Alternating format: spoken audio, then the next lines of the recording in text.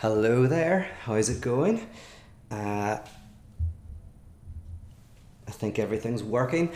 Um, Last time I did a YouTube live with my Mevo camera, halfway through it all just stopped, and my phone told me that YouTube had I'd maxed out on my live streaming quota. I don't know why that happened. Maybe it's because we're in the apocalypse and everybody's live streaming. I hope that doesn't happen this time. If it does, I'm recording this, and so I'll just upload it straight after. But so far, everything's working. I'm just seeing an advert for something come up. I don't know why I have the adverts on. I mean, the amount of money I make from YouTube advertising wouldn't buy me a cup of coffee. So maybe I should just turn that off and it wouldn't annoy you. Hello, there's a few people saying hi. Let's see. So here's Ryan and Shamsi. Am I saying that right, Shamsi? How's it going? This is only this is the second time that I've tried a YouTube live video that hasn't been private. I thought I did one 2 days ago, or was it yesterday? But it turned out that it was private, even though I thought it was public. This, I think, is actually public. And my hope is to kind of, if this works, is to do more of them, because what I'm interested in is hopefully as people get used to me doing live videos, more people will click in and chat and ask questions and comment and add to what I'm doing. And it feels like I would like to develop that type of community back and forth as much as possible. So we'll get started. Did I say it right? You got it right. Very good. So first of all, I'll avoid any cliches where we all know we're living in a crazy time. The only advice that I have for you is Columbo. That's my quarantine watching at the moment. If you've never watched Columbo, or you remember it from years ago when you were a kid, you can go back to it. It's all free on IMDb, and I think there's probably about 80 hours of Lieutenant Columbo, so that might help get you through the next bit of time.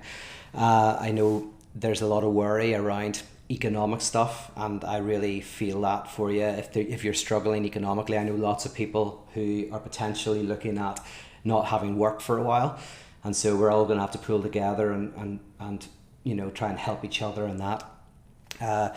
Another quarantine piece of advice is Hegel. I saw that on my Instagram account. Somebody was suggesting that you want to read Hegel because, one, the phenomenology of spirit will take you months to read through. They actually said 2 weeks. I don't know who can read the phenomenology of spirit in 2 weeks, at least for the first time, and understand it. So it'll take you a couple of months to get through it, and nobody will want to talk to you whenever you try and talk about it. So it's a good quarantine. I recommend it. That's actually what I'm doing. So everything's still working. That's good. Okay, so what do I want to do today? As some of you know, I'm currently doing Atheism for Lent. Atheism for Lent is a practice where a few thousand people all over the world get reflections every day of Lent. And the reflections are from various critics of religion and critics of theism from from outside the theological tradition and from within the theological tradition. And what I am doing in that course is very gradually we're exploring how theism and atheism are intertwined in interesting ways, and at a deeper level how thesis and antithesis are interconnected in important ways. Positivity and negativity, how they are interconnected. And every week I give a seminar. I won't go into too much detail about that, but this week I did a seminar that was looking at Feuerbach, Marx, Nietzsche, Freud, Goldman, and Joe Hill, right?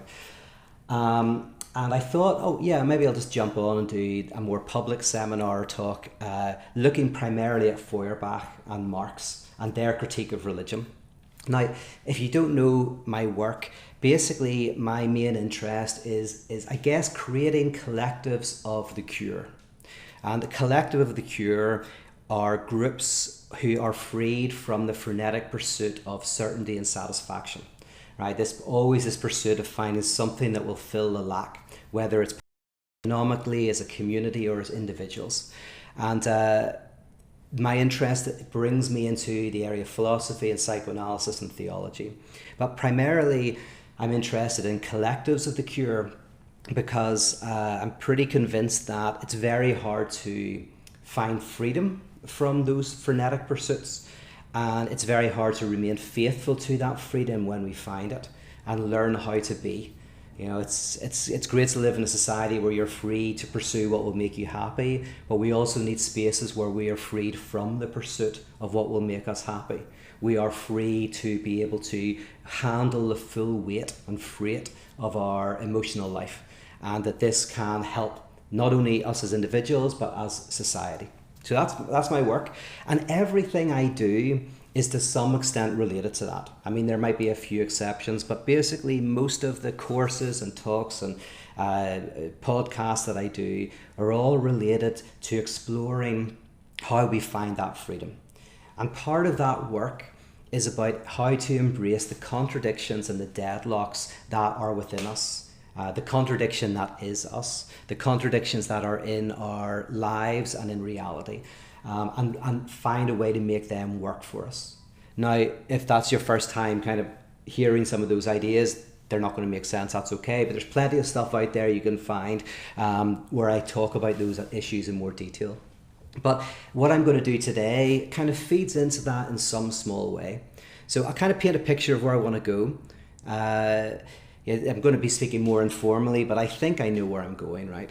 So what I'm going to do is primarily talk about Feuerbach and Marx. So at the end of this seminar, I'm hoping that you have a clear idea of their position, what they're arguing in terms of religion. And then I'm going to also offer the one place that I think there's legitimate critique. And to do that, we're going to start with Hegel. We're going to do a little bit of Lacan. Then we're going to go into Feuerbach, then into Marx, and then back to Hegel. And two of the contemporary thinkers who I'll probably mention at some point are Slavoj Žižek and Todd McGowan. Right, so that's the broad brushstroke. We're not going to do a lot of Hegel or Lacan, but we need to kind of, they'll help us set up understanding what Feuerbach is doing. And at any point, say hi, chat in the chat box, ask questions, because at the end, if things haven't broken down, I will have a little look and see what people are saying. So why do I want to start with Hegel? Well, I mean, Hegel is key for understanding everything that is after Hegel, particularly Feuerbach and Marx and kind of leftist critique. So Hegel is one of the most important philosophers in the tradition. And when he died, well, no, I'll get to that in a second, right?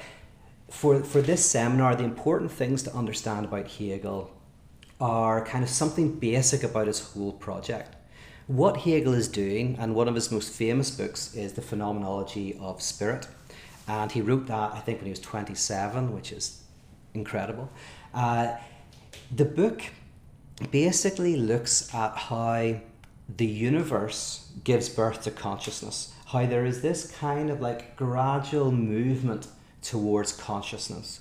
And then how consciousness becomes self-consciousness, and self-consciousness becomes reason, and reason becomes spirit. Spirit manifests in religion until we get to absolute knowledge. There is this kind of trajectory. And the book itself it's all about how our consciousness develops very gradually over time. And the development of ultimately, say, self-consciousness, which is where we are conscious of consciousness.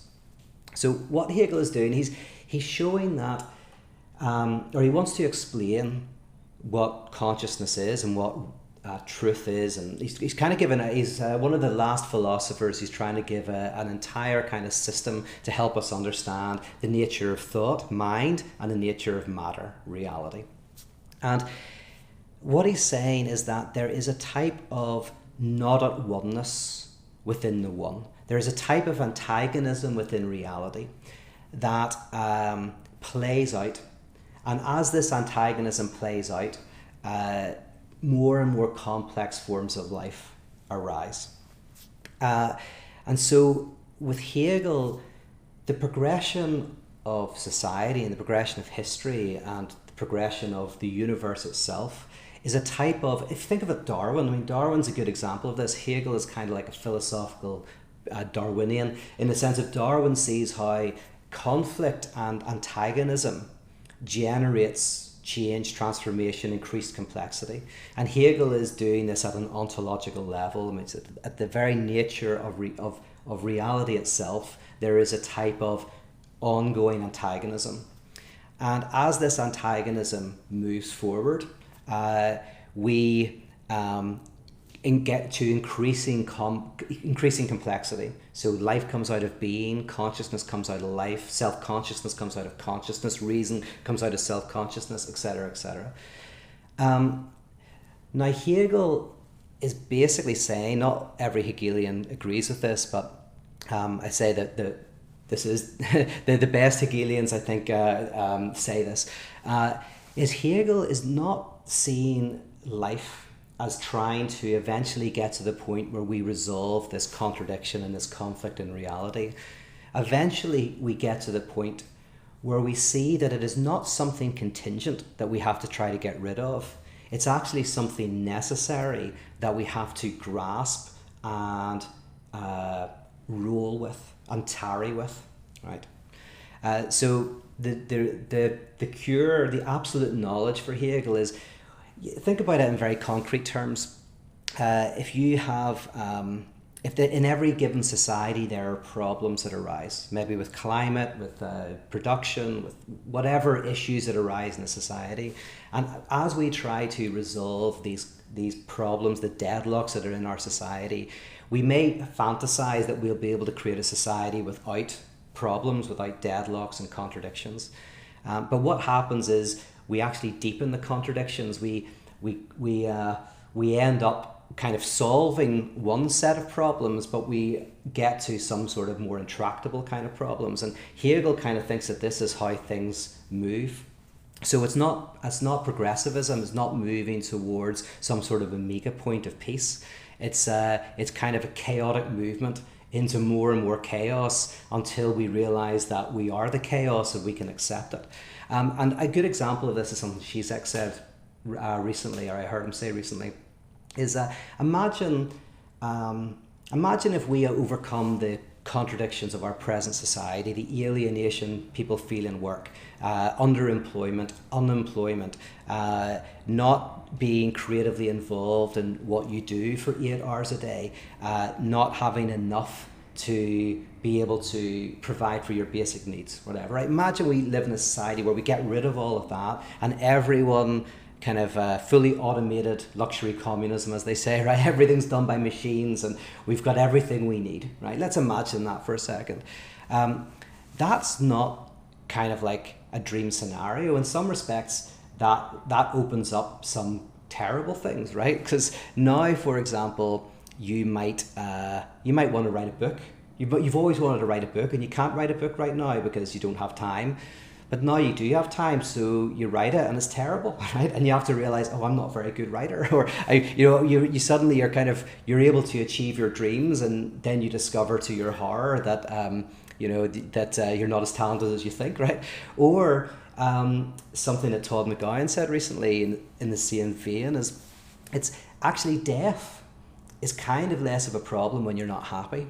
Right? Whenever you're sick, for example, often death feels like a respite. You kind of go, yeah, I'd like to die, right? Or if you're very, very old and you can't move and you start thinking about death as being something positive.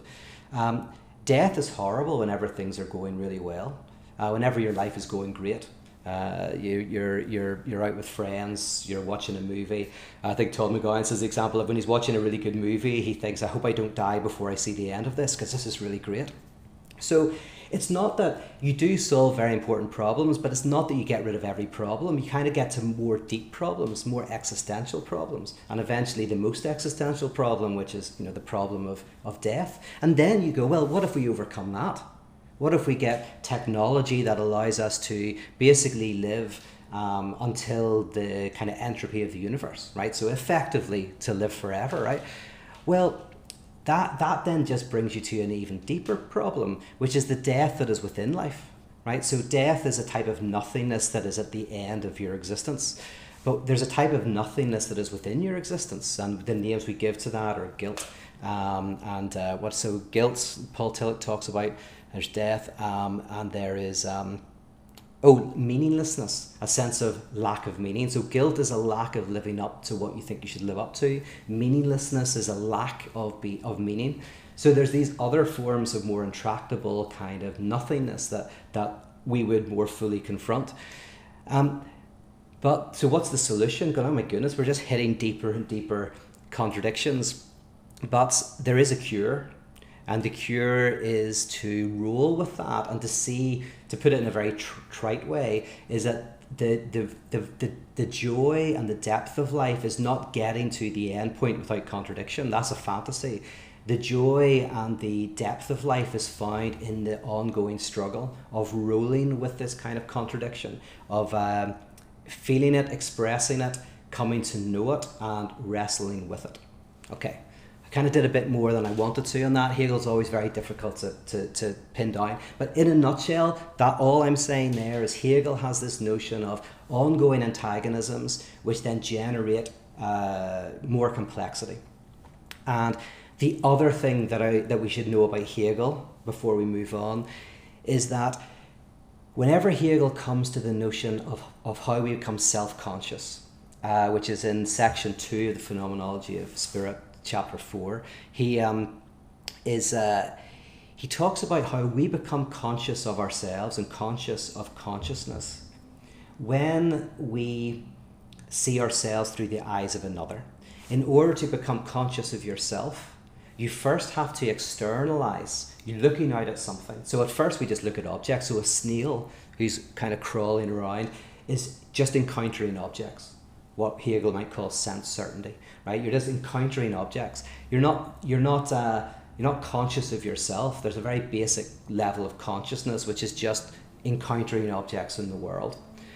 And gradually, this moves forward. And at the point at which we move from consciousness to self-consciousness, for Hegel, is the moment in which we start to see another, and we see that the other sees us. So we see an object that sees us, and so we begin to see ourselves as an object. Right now, he has a very sophisticated argument to kind of like try to justify that. But that's basically the idea: is in order for us to become conscious of ourselves, we first have to have some sort of external thing. We put ourselves out into the world, and then we reclaim that. We see ourselves as a self. Now, the reason why I want to mention Lacan very briefly is because Freud had a very similar notion in relation to subjectivity. And Lacan basically connected Freud and Hegel together. And Freud really understood that our understanding of ourselves comes from and is intimately connected with our experience of the external world. We become conscious of ourselves through others and through how others see us and interact with us, right? And Lacan, in one of the early seminars, talks about the mirror phase. And the mirror phase it's the one area of Lacan that's actually quite clear, and some Lacanians don't like it. I think sometimes they think it's too clear. But in a nutshell, there's a certain age when we're very young, I think it's around 3 months to 18 months, right, where we begin to recognize ourselves in the mirror, in a reflection, whether it's a window or a mirror, or more often reflected in someone else.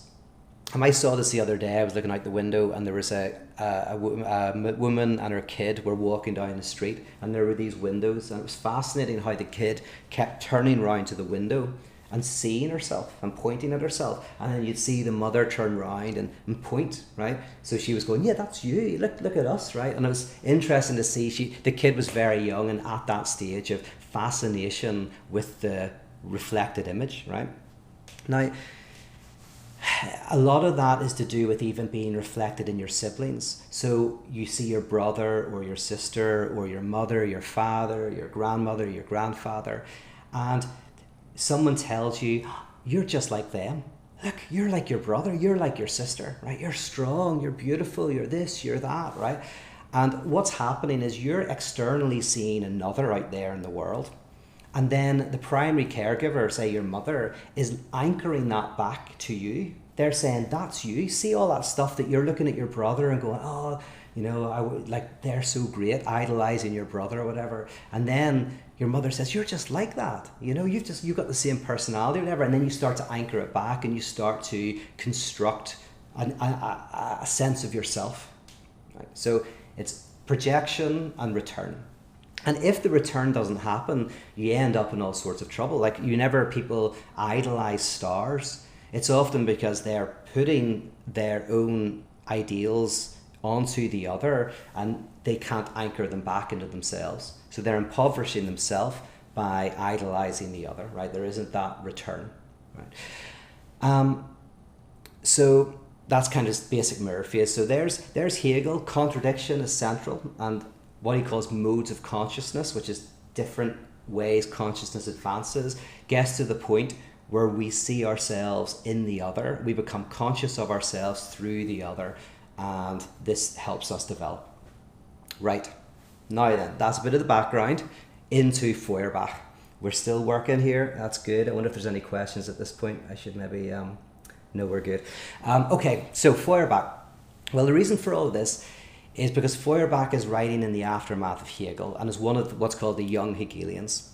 Now, it's important for later on in this seminar to mention that after Hegel died, there's kind of like two streams of Hegel, right? The thinkers of the day kind of took two broad trajectories after Hegel. One were called the right Hegelians and the other were called the left Hegelians or the young Hegelians, right? The right Hegelians were more conservative, more theologically minded. They were more interested in what Hegel wrote about religion and the state. They had a more substantive notion, or thought Hegel had a more substantive notion about God and religion, and they kind of followed that. But the right Hegelians kind of died out. There wasn't much interest in there. It wasn't a talented movement. Didn't have much life, right? So that pretty much died off. Went into theology a bit, but pretty much died off. Then there's the young Hegelians, and that's where all these talented new philosophers come from. Even the ones who are rejecting kind of Hegel are kind of coming out of this tradition. And they are the ones who are more interested in Hegel's dialectical process, which is the process of contradiction. This process of constant antagonism and deadlock that kind of generates complexity and transformation. So they're really interested in that. And what they want to do is they want to apply that to politics. They want to apply it to economics. They want to apply it to the material world. So now we come to the materialists. And Feuerbach kind of opens this up. Now, Feuerbach's main understanding of religion, because he's asking what any kind of theorist of religion has to ask is what is the essence of religion? What is religion doing? Right? What is its point? What is its role? And there's some terrible descriptions of what that is, right? A lot of very naive and shallow descriptions. But Feuerbach is part of the tradition. He's answering this in a very sophisticated way. And he's the first really to give a critique of Christianity and religion. So Christianity in particular, religion in general, that gives an alternative explanation for why it exists that doesn't require any kind of supernatural beliefs and that does justice to it. And Feuerbach is really interested in religion as it is practiced in people's lives. He's not interested in the small minority of mystics who are talking about a God beyond being and all of that. Feuerbach is going religion as it is practiced by millions of people, as you find it around the world, as it is done in community, in its rituals, right? That's what he's interested in. And he wants to give an explanation for why religion is the way it is. And Feuerbach does not see himself as an enemy of religion at all. He calls himself a friend to the theologians. In fact, in many ways, he is a theologian. He was an expert in Luther. He was a better theologian than many of the theologians of his day, even though he was a philosopher. And he felt that he was actually revealing the truth of Christianity. And that is actually embedded in the Christian tradition itself. And that, in a nutshell, is similar to what Hegel's saying, right? This three-part structure. Feuerbach is saying that in order for humans to come to a type of communal self-consciousness, to understand what the human essence is, to understand what humanity at our core is and can be, right? To do that, we first have to find that externally to us. And so Feuerbach, and you see this in another book of his, a small book, I think it's the Principles of a Philosophy for the Future, where he gives an argument for why we would have a notion of God, right? But that's not relevant for this. But we have this notion of God. But for Feuerbach, and it's to do with, by the way, protection and stability and desire for stable love, etc., etc. But we have this kind of external God, and what we do is we project our essence onto that blank screen. And at first it's very primitive, and the gods are just like, I guess, us. There's lots of fights and jealousies and all of that. But very gradually that notion of God becomes purified and clarified until it gets to a very essential core of things like justice and mercy and forgiveness and love and equality and freedom. And these kind of concepts become very, very honed in and very sophisticated, which you see in scholastic philosophy.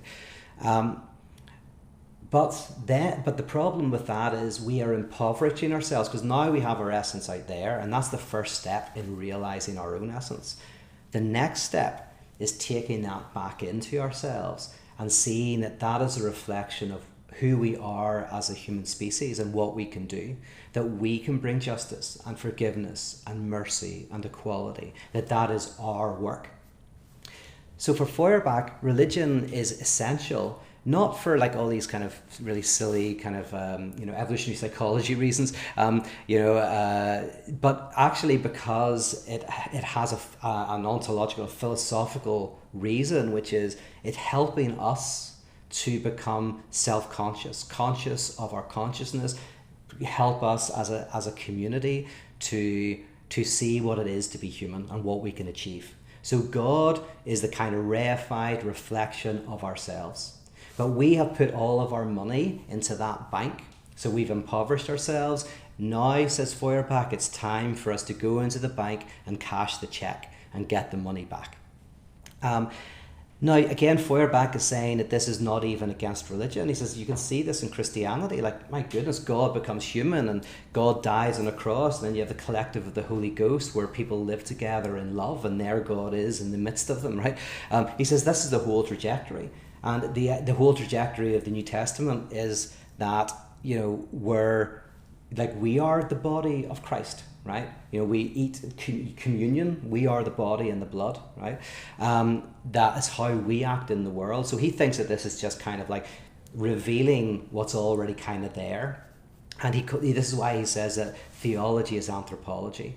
Theology is a kind of a way of speaking about the anthropos, the human, what we are. Okay, so that's Feuerbach. What about Marx then? So Marx comes after Feuerbach and basically, in a way, kind of accepts what Feuerbach is doing in a nutshell, right? Feuerbach is taking an idea from Hegel and kind of making it very practical in relation to a critique of God, but also really practical in the sense of like grounding it in how we act and interact with the world, saying that we now have to enter into a space where we see ourselves as the embodiment of the ideals that we put into the bank of God. Now for Marx, in his essay, the introduction to the critique of Hegel's philosophy of right, where he talks about the opiate of the people, religion is the opiate, Marx broadly agrees, but with one important difference, right? So what is Marx's view? So the issue Marx has with Feuerbach, which is the same as what Max Stirner has, the problem he has as well with Feuerbach, is Marx says God is not a reflection of just the atemporal essence of what humanity is and is capable of, right? No. God is the reflection of our understanding of ourselves at the particular epoch we are in. Which means religion reflects in an idealized and sacralized form the political and economic ideology of the day. So you see not what humanity is in its atemporal essence. You see what humanity is in its current, what Marx calls, in its current mode of production, in its current epoch. And that's why Marx calls God a kind of encyclopedic entity of the day, right? An encyclopedic entity is entry in the sense of when you look at God, it's basically a great distilled definition of the ideals of the age that you're living in. And that's a very important difference, because Marx's concern with someone like Feuerbach is that Feuerbach basically, and this is a problem with the humanism that comes out with Feuerbach, this is why Marx is anti-humanist in a technical sense, and just like the existentialists are as well, is Feuerbach is not an instrument for change. He just sees the way things currently are kind of as the way things are. It's like he doesn't have a sense of the radical changes that happen throughout history. So it becomes inherently conserving. It becomes inherently kind of like not about transforming the world. It's kind of like it lacks revolutionary potential, right? Because if you think what you currently see is the way just things are, when really it's just a reflection of the way things are now, then you're not likely to try to change it. Now, this brief insight leads to, I'll mention two things that come out of it that Marx talks about. He says, one is, religion then is consolation. This is very key for Marx. Marx is actually not an enemy of religion at all. He goes like, religion is consoling. In the critique, he says, what is this? Religion is the heart of a heartless nation, the soul of a soulless condition, right? It is, and he goes on to say, it's the opiate of the people, which is a painkiller, right? It allows you to cope with the horror of the day. It allows you to cope with the hassle of working and alienation and all of the struggles. But then he goes on to say, it's the imaginary flowers on the chains of our oppression. And he says we must get rid of the imaginary flowers so that we see our chains. Not so that we see our chains in despair, but so that we break the chains and can pick living flowers. So he says we've got imaginary flowers in the chains of our oppression. We get rid of the imaginary flowers. Stage one is you see the chains of your oppression, but then you've got the opportunity to break them, and then you can pick living flowers. And a quote I was talking about in the Atheism for Lent course is a little quote from Anna Freud, where she says, in your dreams you can cook the perfect egg, you just can't eat it, right?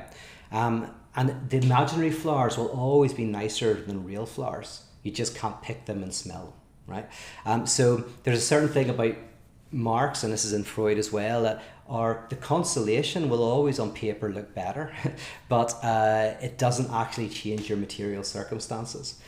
And basically, Marx doesn't want to get rid of the imaginary flowers because he wants you to see, he wants to depress you, right? So that you see the chains of your oppression. He wants to do it so that you can break free and have a better material life, right? And we can transform society. And it's similar to if you have an intervention with a friend who's drinking too much and you say, you've got to stop drinking. Or in therapy, this happens where there's sometimes talking to an analyst friend who says, there's a point when I'm dealing with alcoholics when I have to ask them to stop drinking because we can't do any more work while they're taking the alcohol. While they're taking the alcohol, it's lowering their anxiety. It's helping them move away from the real problems that they're dealing with. But they have to sober up so that they feel that anxiety, so that they feel that fear. And then the analysis can continue and we can really make change. So you're not telling your friend to stop drinking because you just want them to see all the horror of their life that they're trying to escape by drinking. But you realize that they have to kind of see that and look at it so that then they can break those chains and pick living flowers, or have the potential of picking living flowers. So consolation is important to Marx. And by the way, it's always a consolation of the current ideals of society. That's why the idea of like fulfilling your dreams is inherently conservative, because to fulfill your dreams, you're simply trying to get to what you already idealize, right? The point is not to fulfill your dreams, but to be able to dream new types of dream, right? So when you're trying to fulfill your dreams, if your dream is to be rich, well, once you get rich, you'll realize how rubbish that dream is, how utterly impotent it is to do anything good, bar maybe get you a nicer shower and maybe a more equitable temperature in your house, right? Or a little bigger house. But it's not going to fix the existential woes. So the point for Marx is then you'll see that religion will say, well, it consoles you by, it's okay, in the next life you'll get your mansion, right? In the next life you'll get the financial rewards and all of that you don't have here. So it consoles you both by saying, this is the way it is, this is just the way reality is, that pagan view of balance and order, everything in its place, right? Everything is as it should be, and in the next life you will get yours.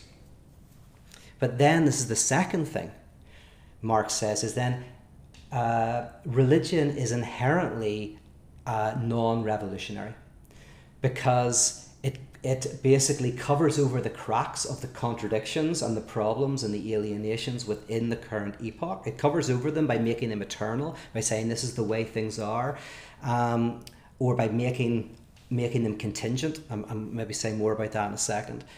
And therefore, it doesn't change things. Now, of course, there are lots of exceptions, and Marx will freely admit that. But as a whole, he's saying institutional religion will basically be non-revolutionary for two reasons, right? One is the conservative reason. The conservative reason is this is just the way things are.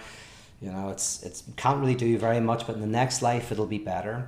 Or the progressive thing, which is things are bad at the moment because of bad actors and lack of representation and stuff like that, but we can fix those things, and as we fix those things, things will be better. Both of those are anti-revolutionary moves, because, and this is now where we're going to get into a little bit of very basic Marxism. I know this is taking a while. You don't have to watch it all at one go. I think you can switch off and come back later, because I kind of want to do justice to all of this. We've already been going for about 40 minutes. Okay, but what do I mean by this progressive approach being non-revolutionary?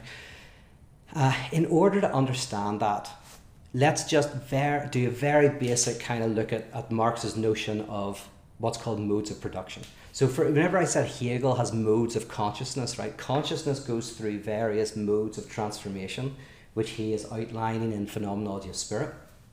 Marx is talking about various modes of production. That's what he's interested in. And modes of production are various kind of shapes that the productive process takes over history. So a mode of production is simply how we labour, how we create goods, and how we exchange them, right?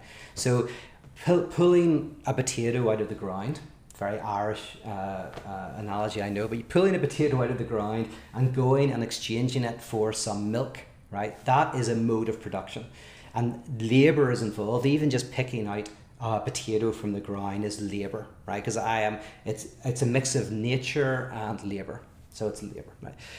Mode of production is just at various epochs, the way that we produce and exchange changes, not in small ways, but in qualitative ways, right? And those are the modes of production, these massive changes. And Marx outlines basically 7, right? The first 2 I won't say anything about. One is tribal modes of production, and the other is Asiatic modes of production. Let's forget about those. We'll get into the ones that we do know. The master-slave mode of production.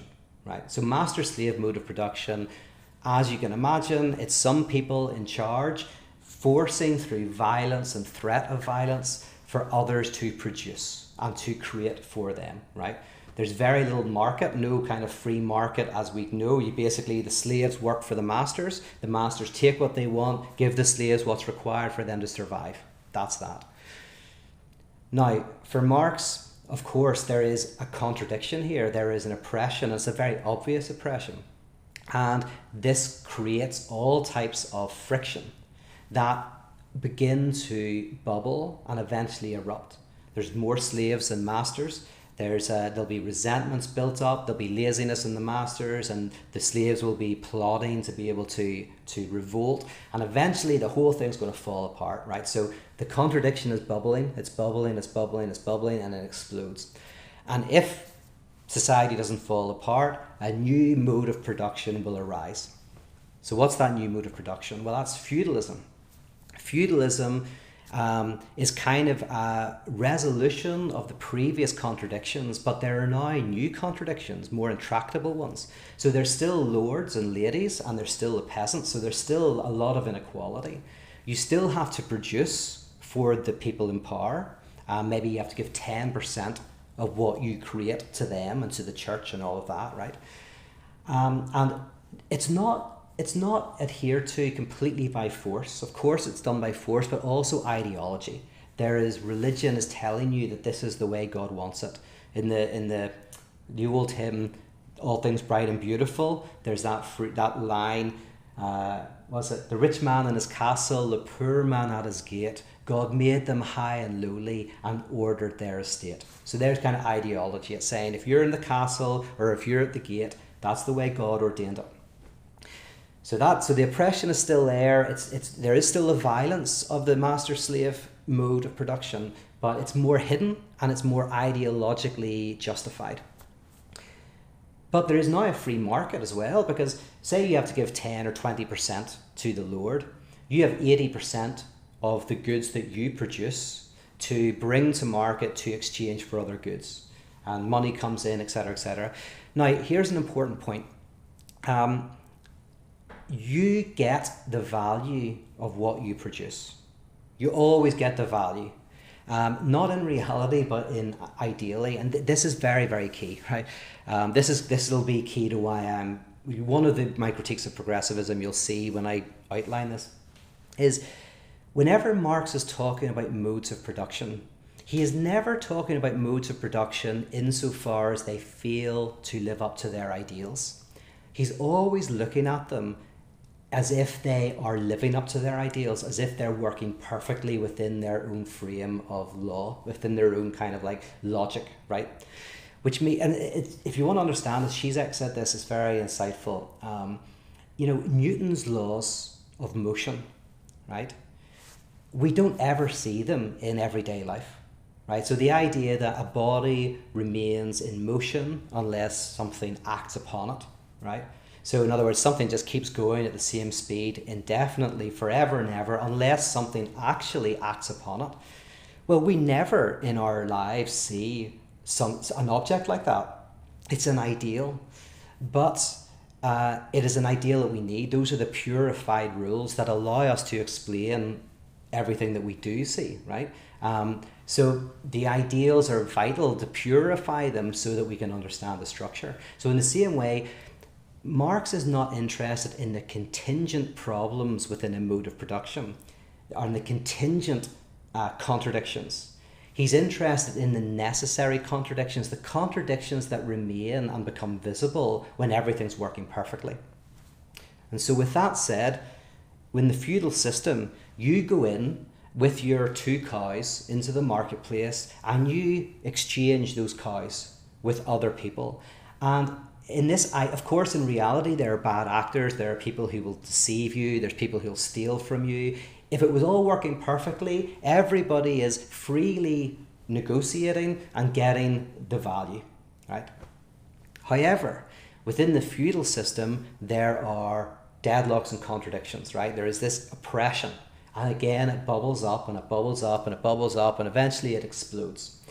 And where does it explode? Well, it explodes into something even more complex and even more intractable contradiction. This is where we hit the 3rd mode of production, well, the 5th, right? But the ones I mentioned, slave, feudal, and now capitalist, the capitalist mode of production. Now, in the capitalist mode of production, you have equality. And by equality, what it means is everybody is equal under the law. Whether you're a president or a peasant, you are equal under the law. Right? No one can coerce you to buy something or sell something. No one can force you to do it, technically. Whether you're the richest person in the world or the poorest person, we are all under the law, and in terms of the free market, we are equal. That wasn't the case in feudalism, where the lords and the ladies and the nobles were kind of exempt from the law. They were above the law. So in capitalism, at its ideal, because of course immediately you might go, well, that's not how it works in reality. Go, forget that. We're talking about it working at its ideal. It's about we're all equal. So where is the contradiction within capitalism, right? Now, for Marx, capitalism introduces a new commodity, right? So there are commodities in every mode of production. A commodity is the potato that I pull out of the ground. A commodity in the master-slave dialectic is anything that the slaves produce. They're commodities. I suppose they're commodities. I mean, you're not selling them. But yeah, but in feudalism, you're making commodities. I'm trying to think actually whether you could technically call a master-slave mode of production, you're making commodities because you're not selling them. But anyway, the point being, a commodity is something you can exchange in the market. And I guess there is a commodity in a master-slave dialectic, right? But for Marx, within capitalism, a new commodity enters the scene. There are proto-versions of it, of course, but it really comes into the scene. It matures in capitalism. And unlike every other commodity, because every commodity in feudalism gets what it's worth, right? That's it, gets its value. Right? In capitalism, there's one commodity that never gets what it's worth whenever the system is working well. And that is the magical commodity of labor power, right? You sell your labor, right? So when you go into the marketplace, most people don't have anything to sell in the market except for their labor. That's what they've got. That's the product that they go into the market to sell. And the funny thing about that is, if I give you $50 a day for your labor, it's because that is worth $100 a day to me, right? So maybe I get $100 a day, I give $50 to you, I give $25 to the upkeep of the factory, and then $25 goes to me and the shareholders, right? So it's not a weakness in the system that means you never get your value. It's actually, if the whole system's working perfectly, you don't get your value. In fact, if the system's not working well, you might get your full value because you're not making surplus value. Now, the reason why I'm drawing this out is because in contemporary liberal politics, often what you see happening is the idea that the system is not working to its ideals, right? There are bad actors, or there is lack of representation. And if we can sort these things out, then the system will work well. That, from Marx's perspective, is just kind of like the idealization of the current mode of production as if it is just the real, as if it just happens to be. And you see this a lot within some justifications of capitalism, where people will say it's not a mode of production, it's the end of history. What Fukuyama called it, it's just the way it is. It's just a reflection of human nature. It is a reflection completely of reality itself, right? And that's fascinating, because if anything, it's not, right? Like, there's not very many animals who build one shelter and then want to put an extension on their shelter, or have two shelters, and and have three, and or kind of eat and then want to eat more and more and more beyond what they want to eat, and or kind of like, there's the kind of things that we see in terms of the abstract increase of capital. If anything, you could say it's very unnatural. But that's beside the point. But the argument is, you start to see, oh right, a lot of political discourse is simply about saying that the system is failing to live up to its ideals, not that the system in its ideals has some sort of inherent alienation embedded within it. And in fact, and here's the even darker bit, for Marx, it's precisely the inability, well, this is more, someone like Zizek would say, it's precisely the inability to get to the ideal that allows you to still fantasize that the ideal would be great, right? By not getting there, you can fantasize that if we did get there, we got rid of bad actors and we had representation, etc., then everything would work great. Whereas for Marx, all that would happen is that the contradictions within the mode of production would then become very obvious. Now, there's always two things we do with that. One is we reduce contradiction to opposition, which means that we find some enemy that we can blame for why things aren't working, and say, if only they didn't exist, then everything would be great, whether that's immigrants, Republicans, or Jews or the Irish or whoever the people you don't like are. If only we got rid of them, then everything would be great. That's reducing contradiction to opposition. And that's the very nature of scapegoating, the scapegoating mechanism. Or you face the contradiction, you bring it to breaking point, and you work with it and tarry with it to bring you to a higher mode of production. And so that will be then, for Marx, of course, then after capitalism is socialism, after socialism is communism. But you don't need to use those terms. And there's also, I want to do a slight critique at the end of something that Marx was doing with the idea of communism. So where are we now? My goodness, we've travelled quite far, right? We've done the modes of production, the contradiction that's arising. Oh yeah, so for Marx, the idea is not to get capitalism to work to its best, but it's to expose the contradictions that exist that are quite hidden. They're more hidden in capitalism than they were in feudalism, which were more hidden than they were in kind of the slave mode of production. To reveal those contradictions, because this surplus value that's created by the worker causes all sorts of deadlocks, right? That's what causes boom and bust. That's what causes disparity between the amount of money in the market and the amount of goods in the market. That's what causes problems with money going to a small group of people out of the hands of the many, and so you could, in a way, all of the issues, the problems with capitalism for Marx kind of come out of understanding this surplus value and a thing called labour theory of value, which I'll do a separate talk on at some point because it's important too. But surplus value can help us explain why we encounter all sorts of problems in the current situation. Now then, okay, so that's Marx, and that's why Marx thinks that religion cannot transform, because it simply makes capitalism, if it's in a capitalist side, if it's in feudalism, makes feudalism kind of the essence of humanity. It makes capitalism the essence of humanity, makes it sacred, and consoles us. Right. Okay. Now then, I'll try and start to conclude. Where do I think this goes wrong?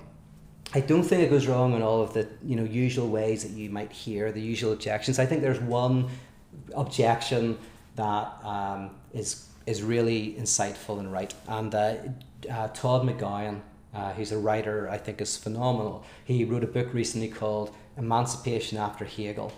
And in that book, I think he puts his finger on the problem with this view. Because remember at the beginning I talked about the young Hegelians and the right Hegelians, right? The right Hegelians are the more conservative. They look at religion and the state in Hegel, and then the young Hegelians are the ones who go with this political critique. Well, McGowan says that the problem is, for Hegel, these two things are completely interlinked, right? And Hegel's notion of Christianity was exactly the idea that Christianity is not trying to overcome the contradiction or trying to kind of make sacred the current mode of consciousness, the current state of affairs, that actually Christianity is the name for the encounter with this dialectic process of encountering deeper and deeper contradiction. Now, just to put it in very personal terms for a second, if you're doing psychoanalysis, you go there because you have contradictions in your life. You maybe love your partner and you hate them, right? You love your kids and you want to run away from them, right? You want to care for your parents and you wish they were dead, right? All of these contradictions. Now, you're generally not aware of one of them. You're generally aware of the one of love, and you generally repress the one of hate, right? But so you've got all these contradictions, and they come out in symptoms. Right, and those symptoms might be bad backs, heart stuff, or allergic reactions, whatever it is. Now, when you go into therapy, you're trying to get rid of the contradictions. You're trying to eventually get to a point where you're beyond all of these contradictions that inhabit you. But in proper psychoanalysis, you go through the contradictions and you go deeper and deeper and deeper and deeper. So, for example, you might go, I'm clenching my jaw. It's really sore, and the doctors don't think there's anything wrong. I have to wear this gum guard, and you eventually start to analyze it, and you go, I think you're really angry because you have to take care of your elderly parents, but you also despise them for it. You wish you didn't have to do it. So you want to shout at them, but you also want to keep your mouth shut. And so it's coming out in this symptom. Oh. And as you analyze that, you go, yeah, that's interesting. But then that gives way to a deeper contradiction where you go, well, interestingly, this connects with your relationship with your siblings, right? And whenever you were younger and you get into that and you go, yeah, actually, my goodness, I always felt that I was the one who had to look after everybody, and I really resented that. It really annoyed me. And you go like, oh, I'm repeating something from my youth. And then you can go even deeper and go right back to your childhood and go, oh yeah, my goodness, I always felt that my parents were arguing and I had to be the peacemaker. I felt that I was the one who held them together, right? And so what you begin to see is these contradictions are not being resolved, or they're being resolved by simply going deeper. And the weird thing is, without noticing it, is as you go deeper into the contradiction, the original symptoms begin to diminish. Not because you're overcoming the contradiction, but because you're seeing it, you're bringing it to light, and you're going deeper into it. And then eventually the cure is when you're able to make a space for that contradiction in your life and kind of go, yeah, I have to make that compromise of loving my parents and wanting to look after them, and also being frustrated and angry about that, and all of the stuff about my past, and then ultimately, that reality itself has these compromises built into it, and then you can be free. Then the cure, and you leave, and you're better, right? So this is the kind of idea, but that's the Freudian notion. But why was I saying this? Oh yeah, so for Hegel, this process is captured in Christianity itself, where there's always this struggle between you and the absolute, and you're always trying to kind of close the gap between you and the absolute, or protect yourself from the desire of the absolute, which is what covenants are, protecting you from God destroying the world or whatever. You make a contract, right? So there's all of these contradictions that are playing themselves out until eventually in Christianity you have the idea of the absolute experiencing a contradiction within itself. So my God, why have you forsaken me? The notion of the cross, where God is not at one with God. And so you realize that contradiction is at the very heart of reality and can't be overcome. And as you symbolically identify with Christ, the one who experiences the internal contradiction, you come to accept that internal contradiction within yourself, and then you're able to find the cure, what's called salvation, right? You're freed from the frenetic pursuit of a non-contradictory life, which leads to scapegoating, oppositional thinking, desire to kill enemies. Right, in a nutshell. And so for someone like Todd McGowan, is that the very thing that the young Hegelians missed was that Hegel was actually outlining an understanding of Christianity that is precisely this revolutionary type of movement. And in fact, it's more revolutionary than what you find in the leftists. For one reason, and this is controversial, but is that Marx himself seemed to postulate the end of contradiction in communism.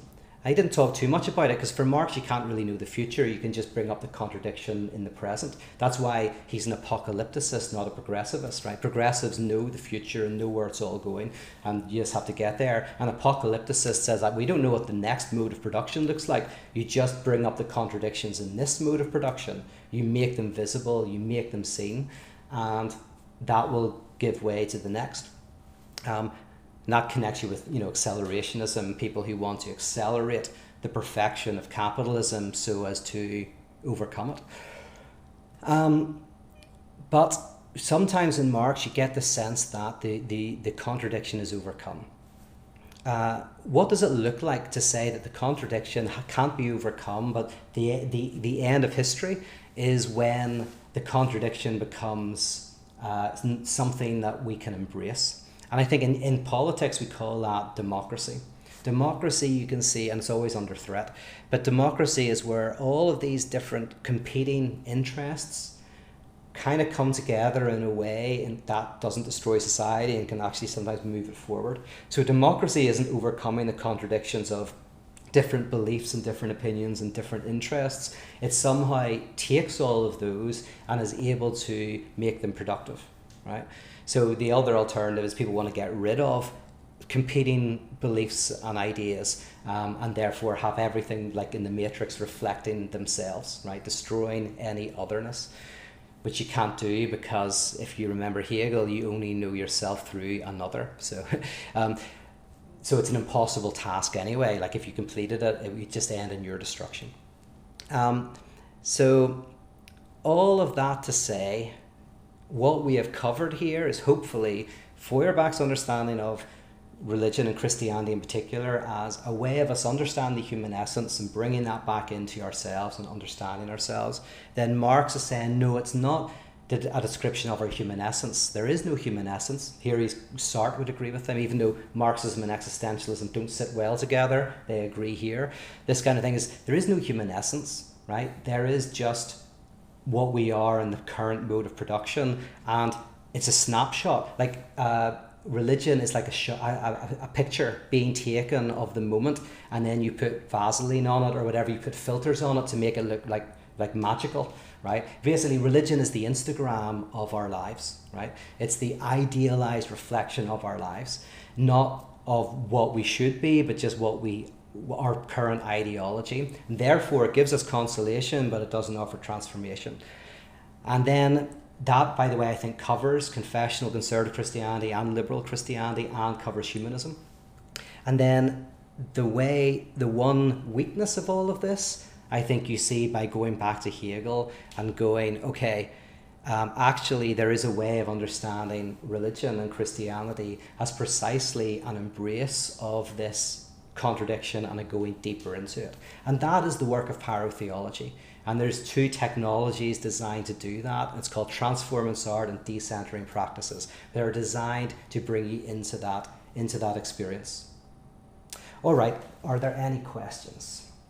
Oh yeah, by the way, you could call, instead of, Marx says, that's why he calls the religion the opiate of the people, because it's a painkiller, but today you could call it I called it the yoga of the people, but I quite like yoga. I think it's good, but it's just how sometimes people use yoga. And then to throw myself under the bus, it could be looking at these seminars as your way of being pain relief. We can use anything for pain relief. But yeah, so let's see. Questions. Okay, Tyler said, would you ever cover Chesterton? I'd love you to hear a thought. Oh yeah, I'd love to. Chesterton's a fascinating guy. So yes, I'd need to reread him. It's been a long time since I've read him, but he is just such a phenomenal writer, and he is a master of the dialectic. He's Zizek's favorite theologian. Let's see. Some people just asking me about my travel. Jürgen, hey Jürgen, he says, an old academic issue on theory asks, Che Bono, what's that? That's the good, something the good. I'm terrible at my Latin. I just know Bono because it's good, because I like Bono. That's very urgent in theology. What is the good? I guess that's what it means. In biblical texts, we encounter the beliefs of the poor, not about the poor. So it's all about relief from poverty.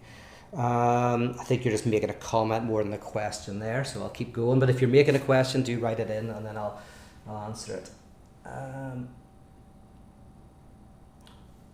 Oh yeah, sorry, you had to split your thing into two. That's the problem with the chat box. You can't say very much. Let's go. I'm sorry for the pause, but I'm just reading your questions. Chaz says, if Marx critiques Feuerbach because of his lack of revolutionary potential, and Marx's communism is a flight from contradiction, which ultimately means it's not Hegelian enough, then do we need today a better articulated Hegelian Christianity that reconciles us to contradiction so that material conditions can improve, or is that also a flight from contradiction? Chaz, that's very well said. It's very nice said. That's what I believe. That's what I argue. It's kind of like the kind of crux of my entire work and what I've been doing for the last 25 years. Not that I could have articulated it in that way, in the first 10 years of it, but there was a sense in which the Hegelian Christianity, that radical Christianity, was what I think kind of like part of the answer. And so you said it very beautifully there. The only thing you said at the end, which is, or is this also a fight from contradiction? I mean, and that's an important thing to bear in mind, is anything can be a flight from contradiction. Even exploring contradiction can be, you know, a way for you to intellectualize things so that you don't undergo it. That's why the majority of my work for the first 20 years was practical. It was in community, and that's why even at the beginning of this seminar I talked about collectives of the cure, because this is not this is an intellectual thing I did today because I enjoy that, and you know, that's what I can do on YouTube. I can't do the communal side of it here, but yeah, this is just a little bit of a pastime. This is just kind of fun. I think it has importance for people who want to learn how to do this work in the world, right? But the real action is when we undergo this experience of contradiction, when we feel it and are transformed by it. And that's why I believe in liturgy. And by liturgy, I just mean rituals that help draw out contradiction. So my work is basically trying to put Hegelian Christianity into liturgical form, in a nutshell. Oh yes, and you went on to say, does this revolutionary change better happen in the institutional church or outside? Oh, that's the age-old question. So my old patron, who we would talk about this a lot, is somebody who supported me for a few years to get me on my feet. And the question we often talked about is like, do I try to set up new communities, or do I try to work within the institution, or is it a mix of both? And maybe I should do a whole thing on that, because yeah, we have to unpick that. Is whether, you know, the old line, new wine in old wineskins kind of doesn't work, whether this is primarily going to happen outside of the institution. And I tend to think perhaps, but so I need to find people who are interested in this work, who've been following my work for a while, and who want to either transform their communities or set up new communities. So yeah, that's this difficult question, I think, primarily, but when you think about how Protestantism came out of Catholicism, I mean, Luther wanted to stay within the Catholic Church. He couldn't do the transformation within it. He eventually did it outside, and then that transformed the Catholic Church as well, Second Vatican, etc., etc. So that's often how I see change happening. So it's against a dialectic process. It kind of comes from within, creates something from without, and that then retroactively creates what it left behind. So that's probably how I think reformations occur. That kind of dialectical way. Hamilton says, I think Marx makes a fatal misreading of Hegel. This has been pointed out in particular by Pinkert, yeah, but more on that later. What a great lecture. Oh, thank you very much. Yeah, I think you're right, although funny enough, Pinkert is there's kind of Hegelians who are more into the idea of Hegel and recognition, and then there are Hegelians who are more into this notion of Hegel and the contradiction.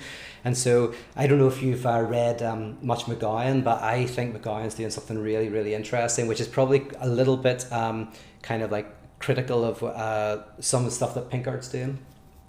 But basically, I think you're right. Is that the mistake? Here's what McGowan says, which is an extreme and brilliant way of saying it. He thinks that when you get rid of this notion of contradiction, then in the left, there is this notion of oneness, completeness, oceanic, kind of like a kind of return to the one. But it's not a return, which is conservatism, it's eschatological, the one lies in the future, but it still has the notion of a one, a non-contradictory existence. So conservatives look back, obviously the archy, and liberals look forward to the eschatological hope, but they're both caught up in the one. And so McGowan says this is one way of understanding the horrors of communism in the 20th century, is exactly this problem. This misreading of Hegel is what led to Stalin. Now, of course, the misreading of Hegel didn't directly lead to Stalin. It had lots of historical factors, but there's something about that misreading that allowed intellectually, I think, a problem to arise. So again, recommending that book again. Oh yes, somebody said it just disappeared there. Neuroman said we're contradiction phobic. That's true. Yeah, we're afraid of the contradiction. Oh, there's loads of things happening here.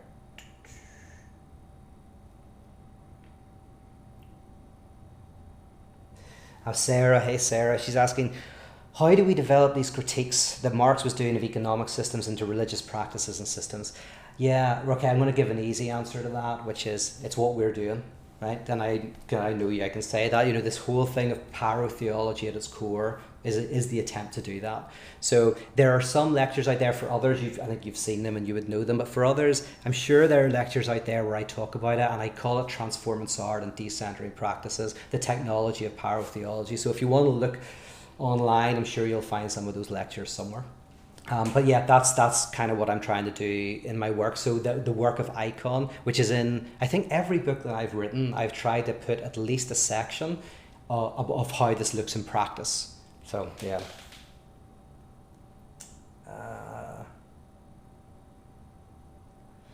So this is a big question. I don't even know if I'll be able to say anything about it, but I'll have to read it because it's good. So is the present pandemic decentering toward society?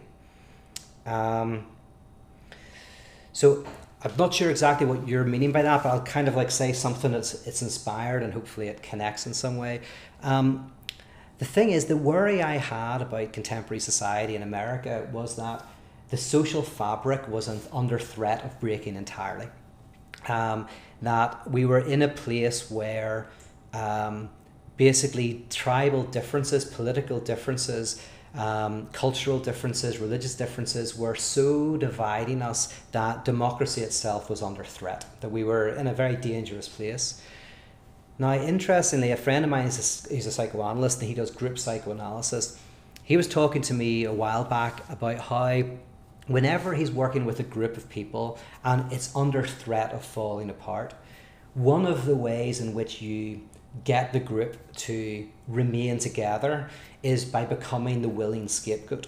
So you become, basically the analyst becomes the one who everybody hates, right? So you take on all of the hatred that's floating around and the anxiety, you take it onto yourself, and that allows enough space and enough time, especially if the analyst is doing the job right, to be able to kind of reflect that back and kind of remake the social bond enough so that attack and conflict can continue.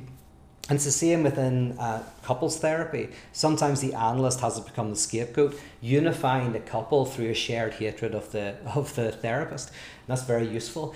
Just long enough for the two to find something that unifies them, to begin to pick things apart and work things through. Even if that means splitting up, they can split up in a better way because they're not at war. And so this idea of the willing scapegoat, of course, there's all these connotations with Christianity there, or the symbolism of Christianity.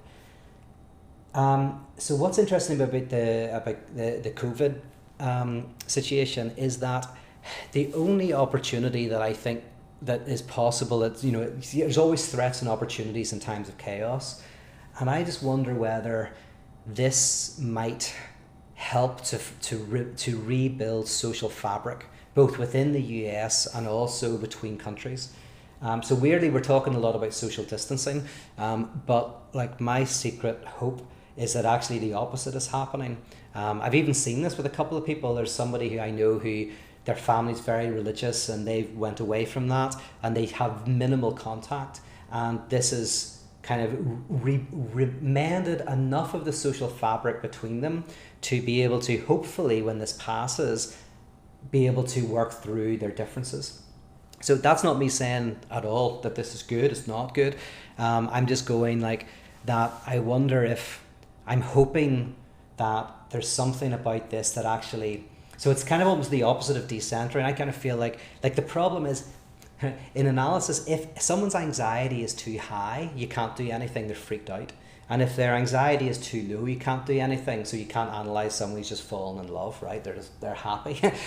You kind of have to get that midpoint, and then changes can happen. And I almost felt that we were so here, the anxiety and the tensions were so ratcheted up, that the things just, I genuinely was like a little bit concerned that certain good things about society were going to collapse, and maybe this will mend social fabric enough so that there can be enough. It's almost like there has to be enough destabilization. That's what I'm saying, like the middle point, enough destabilizing for the movement to go forward. Too much and too little are bad. Maybe that's me not being revolutionary enough, because some people think that it's only accelerationists will say you have to bring it to this, right? You want, so, and I've seen this with some people on Twitter, some kind of Twitter revolutionaries. They're kind of accelerationists. You can tell in their tweets and in their little comment pieces that they're hoping that this comes, brings everything to its knees. I can understand where that comes from, but I think that it's all about the right amount of destabilizing. That's why analysts talk about being a non-anxious presence. So you create an environment that is safe so that you can be unsafe. Create an environment where you can feel protected. You feel like, and you go there once a week, the analyst isn't going to kick you out no matter how nasty you are to them.